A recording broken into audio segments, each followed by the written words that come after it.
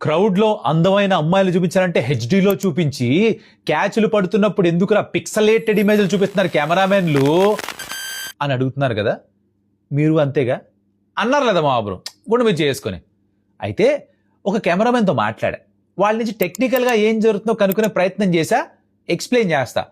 అంటే లాజికల్గా ఆలోచిస్తామంటే వినండి, వద్దనుకుంటే ఇప్పుడే స్వైప్ అప్ చేసి బారు దొబ్బండి, వచ్చి నష్టమేమీ లేదు.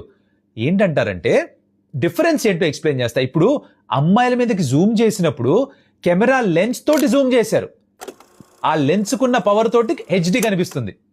కానీ క్యాచ్ పట్టింది ఆ విజువల్ క్యాప్చర్ చేసేసిన తర్వాత మెషిన్ నుంచి జూమ్ చేస్తున్నారు. ఇది ఎలా అంటే, మీరు ఇప్పుడు చందమామ ఫోటో తీసుకున్నారు అనుకో, మీరు ఫోటో తీసుకోవడానికి మీ ఫోన్లో ఉన్న 100 మెగాపిక్సెల్ కెమెరాని జూమ్ చేసి తీస్తే ఒక డెఫినేషన్లో కనిపిస్తుంది. కానీ మీరు ఫోటో మామూలుగా తీసేసి దాని తర్వాత ఫోటోని జూమ్ చేసి చూస్తే పిక్సలేటెడ్గా ఉంటుంది. ఈ క్యాచ్లు పట్టేది రెండో రకం, అమ్మాయిలు చూపించేది మొదటి రకం. కెమెరా లెన్స్లో ఉన్న జూమ్ని ముందుగా వాడతారు. అక్కడ క్యాచ్లు పట్టేటప్పుడు జూమ్ చేసి పెట్టలేరుగా, ఎక్కడ పోతుంది తెలియదుగా, వైడ్ యాంగిల్లో ఉంటుందిగా, వైడ్ యాంగిల్ నుంచి క్లోజ్కి రావాలిగా, అక్కడ అది జరుగుతున్న ఇష్యూ. ఒప్పుకోరా?